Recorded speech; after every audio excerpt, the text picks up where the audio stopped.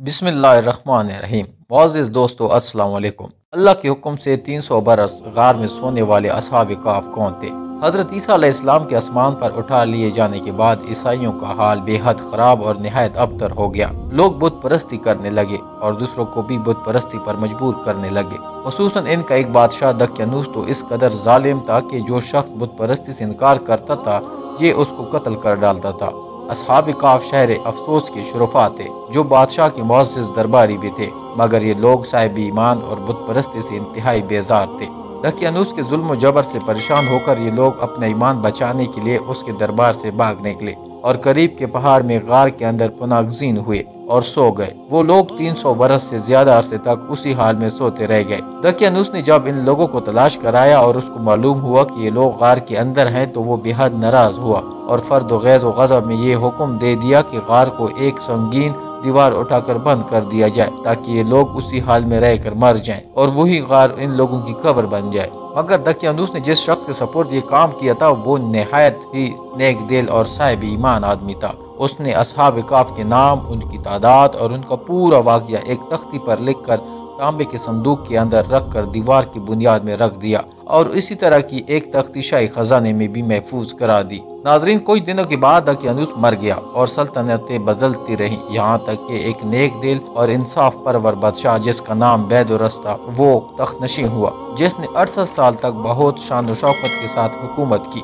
اس کے دور میں مذہبی فرقہ بندی شروع ہو گئی اور بعض لوگ مرنے کے بعد اٹھنے اور قیامت کا انکار کرنے لگے۔ قوم کا یہ حال دیکھ کر بادشاہ رنج و غم میں ڈوب گیا اور وہ تنہائی میں ایک مکان کے اندر بند ہو کر اللہ تعالیٰ کے دربار میں نہایت بے قراری کے ساتھ گریہ وزاری کر کے دعائیں مانگنے لگا کہ یا اللہ کوئی ایسی نشانی ظاہر فرما دے تاکہ لوگوں کو مرنے کے بعد زندہ ہو کر اٹھنے اور قیامت کا یقین ہو جائے۔ ناظرین، بادشاہ کی یہ دعا قبول ہو گئی اور اچانک بکریوں کے ایک چراوے نے اپنی بکریوں کو تیرانے کے لیے اسی غار کو منتخب کیا اور دیوار کو گرا دیا۔ دیوار گرتی لوگوں پر ایسی ہیبت و دہشت سوار ہو گئی کہ دیوار گرانے والے خوف کے مارے وہاں سے بھاگ گئے اور اصحاب کہف بحکم الہی اپنی نیند سے بیدار ہو کر اٹھ بیٹھے اور ایک دوسرے سے سلام و کلام میں مشغول ہو گئے اور نماز بھی ادا کر لی۔ جب ان لوگوں کو بھوک لگی تو ان لوگوں نے اپنے ایک ساتھی یملیخا سے کہا کہ تم بازار جا کر کچھ کھانا لاؤ اور نہایت خاموشی سے یہ بھی معلوم کرو کہ دقیانوس ہم لوگوں کے بارے میں کیا ارادہ رکھتا ہے۔ یملیخا غار سے نکل کر بازار گئے اور یہ دیکھ کر حیران رہ گئے کہ شہر میں ہر طرف اسلام کا چرچا ہے اور لوگ اعلانیہ طور پر حضرت عیسیٰ علیہ السلام کا کلمہ پڑھ رہے ہیں۔ یملیخا یہ منظر دیکھ کر حیران ہو گیا کہ الہی یہ معاجرہ کیا ہے کہ اس شہر میں تو ایمان و اسلام کا نام لینا بھی جرم تھا، آج یہ انقلاب کہاں سے اور کیوں کر آ گیا۔ ناظرین، پھر یملیخا ایک نان بائی کی دکان پر کھانا لینے گیا اور دقیانوس زمانے کا روپیہ دکاندار کو دیا جس کا چلن بند ہو چکا تھا، بلکہ کوئی اس سکے کا دیکھنے والا بھی باقی نہیں رہ گیا تھا۔ دکاندار کو شک ہوا کہ شاید اس شخص کو کوئی پرانا خزانہ مل گیا ہے، چنانچہ دکاندار نے اس کو حکام کے سپرد کر دیا اور حکام نے اس سے خزانے کے بارے میں پوچھ گچھ شروع کر دی اور کہا بتاؤ وہ خزانہ کہاں ہے؟ یملیخا نے کہا کہ کوئی خزانہ نہیں ہے، یہ ہمارا ہی روپیہ ہے۔ حکام نے کہا کہ ہم کس طرح مان لے کہ یہ روپیہ تمہارا ہے؟ یہ سکہ تو 300 برس پرانا ہے اور برسوں گزر گئے، اس سکے کا چلن بند ہو گیا ہے اور تم ابھی جوان ہو، لہٰذا صاف صاف بتاؤ کہ مسئلہ کیا ہے۔ یہ سن کر یملیخا نے کہا کہ تم لوگ بتاؤ کہ دقیانوس بادشاہ کا کیا حال ہے۔ حکام نے کہا کہ آج روئے زمین پر اس نام کا کوئی بادشاہ نہیں ہے، ہاں سینکڑوں برس گزرے کہ اس نام کا ایک بے ایمان بادشاہ گزرا ہے جو بت پرست تھا۔ یملیخا نے کہا کہ ابھی کل ہی تو ہم لوگ اس کے خوف سے اپنے ایمان اور جان کو بچا کر بھاگ گئے ہیں۔ میرے ساتھی قریب ہی کے ایک غار میں موجود ہے، تم لوگ میرے ساتھ چلو، میں تم لوگوں کو ان سے ملا دوں۔ چنانچہ حکام اور عمائدین شہر کثیر تعداد میں اس غار کے پاس پہنچے۔ اصحاب کہف یملیخا کے انتظار میں تھے۔ جب اس کی واپسی میں دیر ہوئی تو ان لوگوں نے یہ خیال کر لیا کہ شاید یملیخا گرفتار ہو گئے اور جب غار کے منہ پر بہت سے آدمیوں کا شور و غول ان لوگوں نے سنا تو سمجھ بیٹھے کہ غالباً دقیانوس کی فوج ہماری گرفتاری کے لیے آن پہنچی ہے، تو یہ لوگ نہایت اخلاص کے ساتھ ذکر الہی اور توبہ و استغفار میں مشغول ہو گئے۔